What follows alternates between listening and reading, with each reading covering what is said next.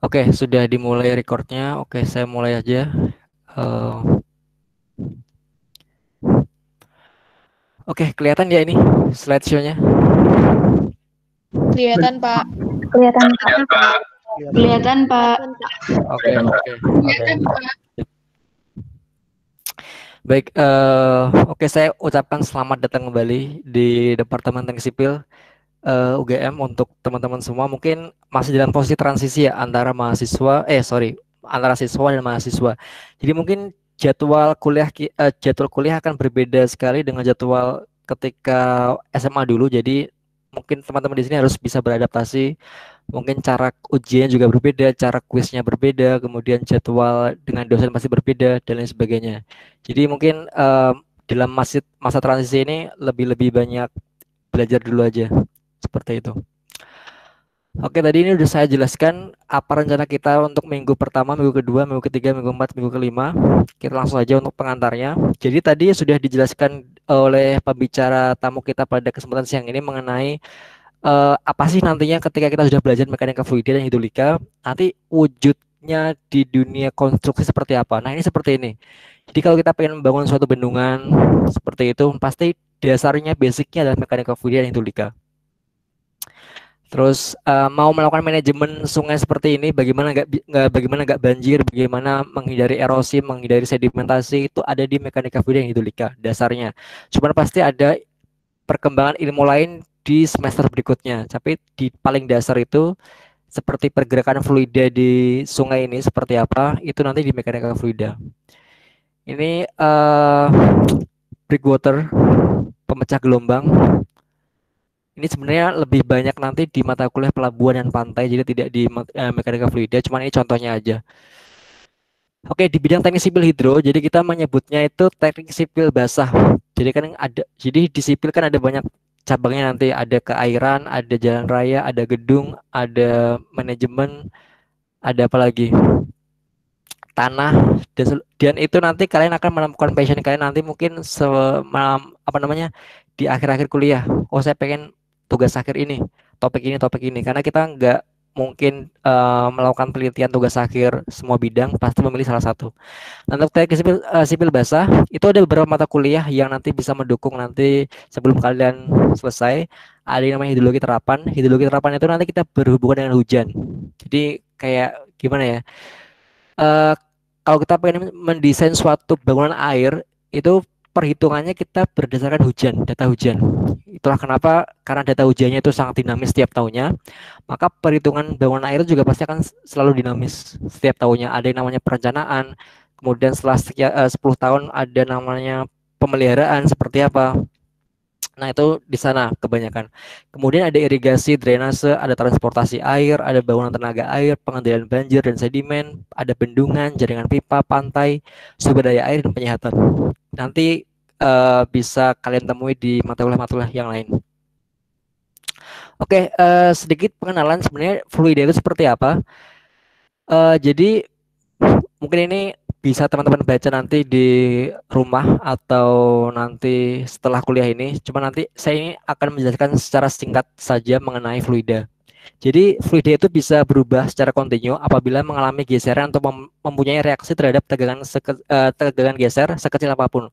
Jadi kalau teman-teman bisa membayangkan di sini kalau kita berbicara masalah mekanika fluida, bayangin aja ya air yang kita pakai sehari-hari itulah, air di sungai, air di pipa, air keran seperti itu. Nah, itulah fluida seperti itu. Nah, sebenarnya tapi fluida itu ada dua jenisnya. Yang pertama itu bentuknya gas. Jadi kalau teman-teman tahu gas itu kan mengandung uap. Uap itu kan juga pasti mengandung fluida. Jadi itu juga termasuk fluida tapi beda bentuknya. Nah, yang kedua ini yang biasa kita kenal fluida itu pasti cairan. Yang mungkin jarang kita ketahui adalah fluida itu juga termasuk jenis gas. Karena tidak mempunyai permukaan bebas, masanya selalu berkembang mengisi seluruh volume serta dapat dimampatkan seperti itu. Nah, ini sebenarnya banyak sekali rumus fisika yang seharusnya teman-teman sudah familiar seperti itu mengenai parameter fluida, parameter fisik seperti apa. Yang pertama ada rapat jenis yang simbolnya rho seperti ini. Rho sama dengan M per V, di mana M adalah massa, V adalah volume. Jadi mungkin pasti sudah hafal seharusnya ya masalah ini. Kemudian ada antara berat jenis. Jadi berat jenis itu adalah lambangnya seperti ini, atau seperti ini, itu massa jenis dikali gravitasi, dan sedang rapat relatif atau yang dinamakan S, biasanya itu dihitung menggunakan rumus massa jenis zat cair per air. Jadi ini beda ya, massa jenis zat cair per air. Kalau zat cair itu ada banyak jenisnya, nggak hanya air, sirup, kental manis, kuah mie, kuah bakso, apapun yang berbentuk cairan fluida itu massa jenisnya pasti berbeda-beda. Nah, kalau air ya air yang biasa kita pakai minum, bisa yang bisa kita pakai buat mandi, itu berbeda definisinya ya, zat cair dengan air. Itu rho zat cair per rho air atau tau atau gamma zat cair per gamma air, itu namanya rapat relatif. Nah, kerapatan air pada tekanan standar 700 mm Hg dan temperaturnya 4 derajat Celcius itu 1000 kg per meter kubik. Jadi sebenarnya ini unit satuan yang sebenarnya nggak perlu dihafal, karena pasti ketika kita menghitung juga bisa tidak perlu menghafal. Maksudnya kita bisa membuka kapanpun kalau misalnya lupa, karena banyak sekali parameter di mekanika fluida di fisika itu yang pasti dari kita semua tidak mampu bisa menghafal seluruhnya. Tapi mungkin juga tidak beberapa orang bisa menghafal semuanya. Tapi di mata kuliah ini saya tidak mewajibkan untuk menghafal seluruhnya. Tapi karena ketika nanti kalian kuis, ujian, UTS, saya jarang yang namanya close book. Biasanya saya open book ataupun open sheet. Jadi open sheet itu sejenis ini. Jadi kalian menyiapkan satu lembar kertas A4, udah tulis semua rumus yang kalian inginkan waktu itu menjadi bahan kalian ketika ujian. Tapi ini apa namanya bergantung pada karakter dosen masing-masing ya. Kalau saya seperti itu. Oke, parameter yang kedua adalah viskositas. Jadi viskositas itu seperti kekentalan fluida. Jadi kalau misalnya kita lihat sirup, apalagi ya oli, air itu pasti kan kentalannya beda. Nah, itu yang dinamakan viskositas. Nah, viskositas itu rumusnya punya dinamik di per D. Nah, untuk itu dibentuk V sama dengan pi per rho. Nah, kemudian kompresibilitas atau kemampatan zat fluida itu bisa dimampatkan ya. Jadi itu suatu perubahan volume atau pengecilan volume dikarenakan perubahan atau penambahan tekanan yang ditujukan oleh perbandingan antara perubahan tekanan dan perubahan volume terhadap volume awal. Jadi misalnya volume awalnya segini, A misalnya, volume akhirnya B.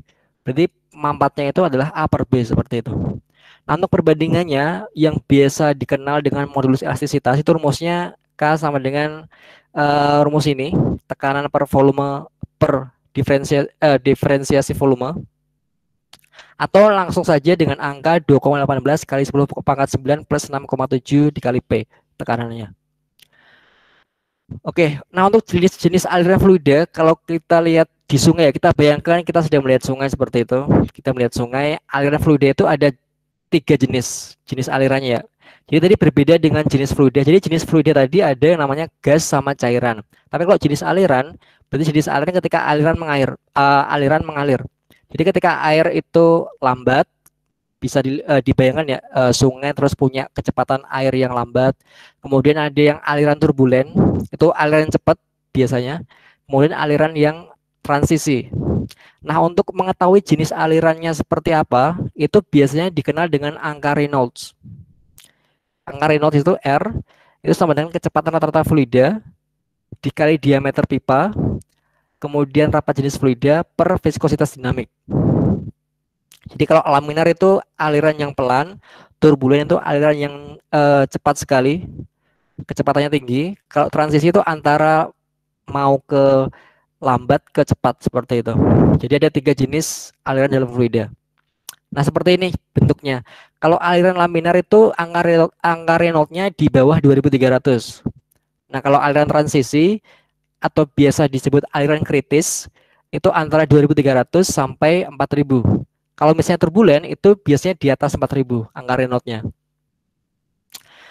Nah, ini ada pengenalan juga mengenai hidrostatika. Jadi hidrostatis. Jadi kalau statis itu pasti bendanya diam. Beda dengan hidrodinamik. Dinamik kan bergerak. Jadi kalau kita misalkan aliran dalam sungai, ketika mengalir dalam sungai itu kan bergerak, itu namanya hidrodinamika.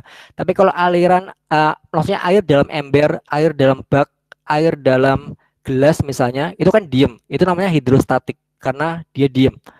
Jadi kalau pengen membedakan apa itu hidrostatik sama hidrodinamika, eh, gampangnya seperti itu. Kalau diem berarti dia statika, kalau bergerak berarti dia dinamik hidrodinamik. Nah, konsep tekanan juga pasti teman-teman sudah familiar kalau tekanan adalah F per A, gaya per luas, di mana F ini bisa dirumuskan dengan massa dikali gravitasi. Massa itu bisa dirumuskan dengan massa jenis dikali volume. Massa jenis dikali gravitasi dikali volume per A itu bisa juga dikonversi ke rumus lain, yaitu massa jenis dikali gravitasi dikali H. Jadi V per A itu sama dengan H, ketinggian. Volume per luas itu sama dengan ketinggian. Oke, kita juga punya yang namanya barometer. Itu alat mengukur tekanan udara. Jadi nanti ini contoh soal saya sebenarnya gampang untuk dipelajari, jadi tidak akan saya jelaskan banyak untuk masalah barometer di sini. Sorry, ini ada typo. Sebenarnya ini prinsip Pascal. Dalam hidrostatik itu kita punya namanya Pascal, di mana tekanan yang diberikan pada suatu cairan yang tertutup akan diteruskan tanpa berkurang ke segala titik dalam fluida dan ke dinding bejana. Jadi kalau misalnya kita punya suatu ember gitu ya, ember, terus kita kasih lubang seperti itu, di lubang atas bawah seperti itu pasti tekanannya akan disebarkan ke semua titik, ke semua lubang itu, ke semua lubang, akhirnya airnya pasti akan keluar ke lubang itu. Nah, itu yang dimaksud dengan diteruskan tanpa berkurang. Tapi pasti tekanannya berbeda. Tekanan lubang di atas dengan yang di bawah itu pasti berbeda.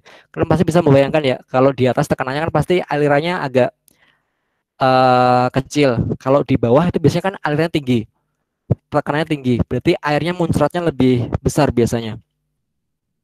Jadi ini tekanannya akan sama kalau kedalamannya sama. Kalau kedalamannya berbeda antara permukaan air, pertengahan atau dasar bak seperti itu tekanannya berbeda. Oke, kita masuk ke hukum Newton. Pasti teman-teman sudah masih familiar masalah hukum Newton ya. Ada hukum Newton 1, 2, dan 3. Nah, di mekanika fluida itu kebanyakan hukum Newton 2. Karena kita berbicara masalah pergerakan. Jadi F sama dengan M dikali A. Jadi kita masuk ke hukum Newton 2. Oke, untuk contoh soalnya tidak akan saya bahas hari ini, tapi di pertemuan mendatang. Jadi kita hanya masuk masalah basic teorinya saja, perkenalan tentang istilah-istilahnya saja. Jadi tidak akan saya bahas hari ini untuk contoh soalnya, tapi mungkin pekan berikutnya. Oke, itu hukum Newton. Kemudian kita masuk ke dimensi dan satuan. Pasti teman-teman juga sudah tahu ya apa itu kilogram force, Newton. Tahu bedanya atau enggak seperti itu. Nah, jadi di dalam mekanika fluida kita ada banyak sekali mengenai simbol-simbol dimensi ya. Jadi ada panjang, waktu, massa, gaya, kecepatan, percepatan, frekuensi, gravitasi, luas, dan lain sebagainya. Oke, untuk simbolnya beberapa pasti sudah familiar waktu masih di SMA, tapi kalau misal ada beberapa simbol yang bisa kalian pelajari di mekanika fluida. Jadi misalnya panjang, itu simbolnya L. Waktu, itu simbolnya T. Jadi biasanya simbol itu berasal dari singkatan bahasa Inggris. Jadi kalau misalnya gaya atau force, biasanya disimbolkan dengan F. Kemudian dimensinya itu kita punya ada 3 dimensi utama, teman-teman semua, yaitu L, T, dan M. Jadi length, time, dan mass itu adalah dimensi paling dasar ke semua dimensi yang lain. Jadi kalau misalnya panjang, itu dimensinya L, kalau waktu dimensinya T, kalau massa dimensinya M. Jadi kalau misal kita pengen nyari apa dimensi dari kecepatan, jadi kita tinggal menurunkan dari rumusnya saja. Jadi kecepatan kan rumusnya apa? Kecepatan adalah V sama dengan ayo masih ingat rumus kecepatan?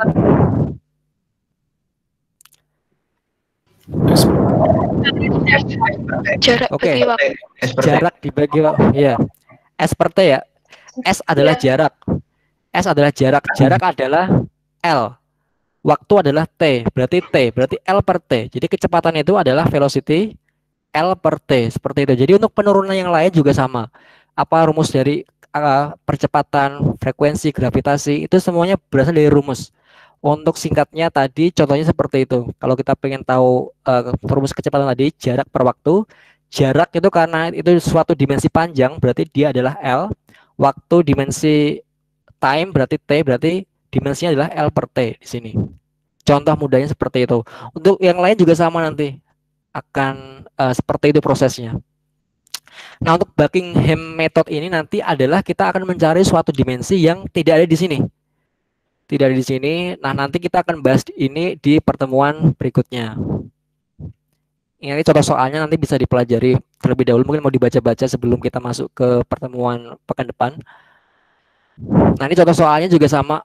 Kalau kita berbicara masalah buktikan dimensi, kan kalau kita berbicara masalah rumus, itu kan dimensinya harus sama. Jadi VT kuadrat sama dengan VL kuadrat plus 2GH sebenarnya. Tapi di sini Y.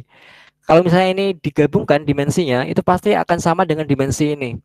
Jadi kalau kita pengen membuat suatu rumus, itu pastikan bahwa di sayap kiri dan sayap kanan itu punya dimensi yang sama. Kalau dimensinya sama berarti rumusnya benar.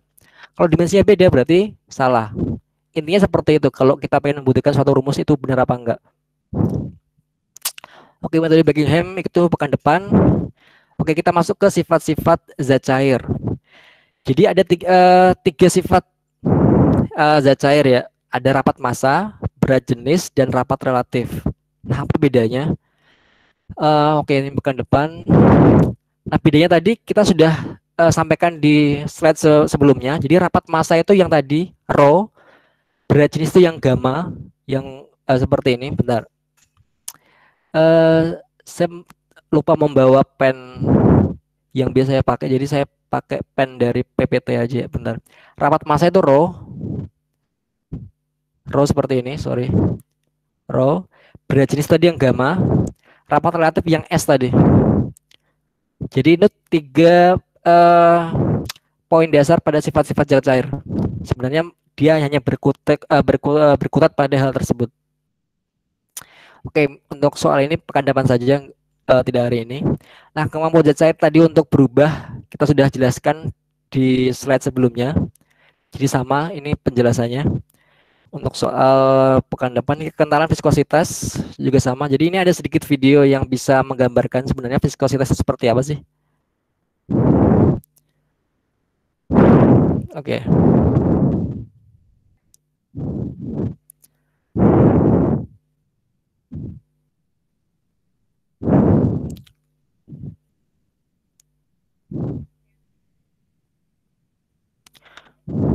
Oke, ini ada 4 jenis fluida yang berbeda ya. Kita akan membandingkan viskositas mana yang paling besar, viskositas mana yang paling rendah. Itu berdasarkan jenis fluidanya.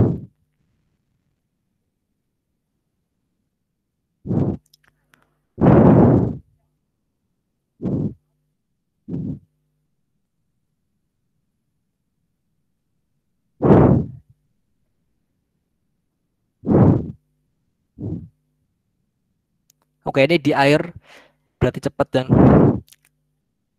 nah ini kecepatannya agak lebih lambat. Ini yang dinamakan dengan viskositasnya.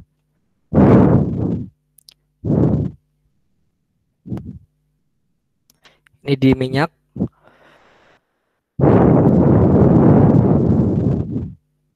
Ini madu ini yang paling terakhir, ini viskositas madu sepertinya paling lambat di antara yang lain seperti itu. Yaitu perbedaan antara viskositas zat fluida yang ada di sekitar kita.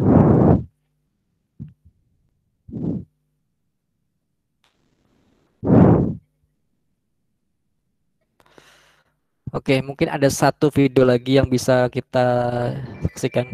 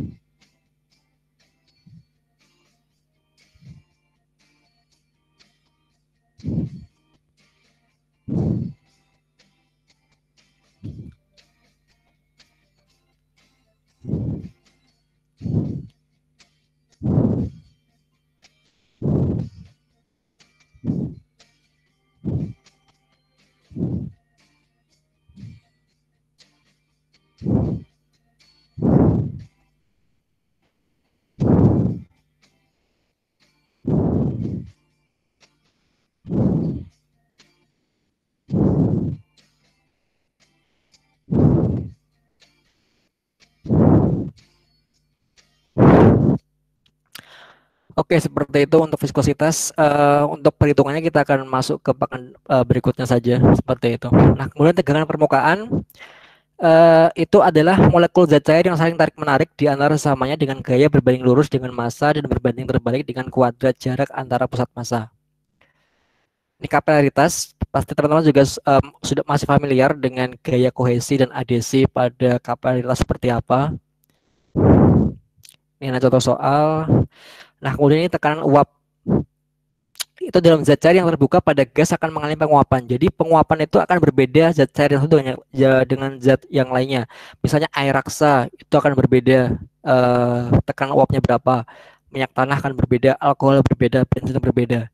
Dan parameter ini tidak perlu dihafal ya, tapi bisa menjadi pengetahuan saja. Misalnya kalau ada soal atau ada permasalahan seperti apa, kita bisa merujuk berapa tekanan uap masing-masing zat cair ini.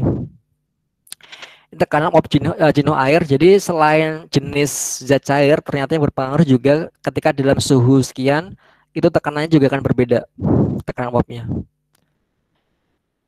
Oke, teman-teman semua, jadi untuk perkuliahan mekanik fluid hari ini mungkin hanya sampai di sini terlebih dahulu.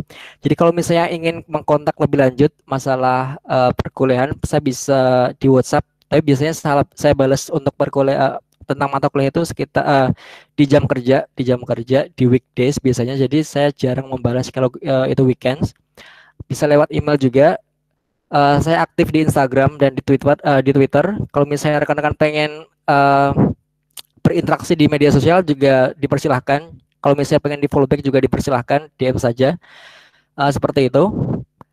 Oke, sebelum kita masuk ke penjelasan kuisnya, saya buka sesi pertanyaan ya, mungkin sekitar 15 menit dari teman-teman semua.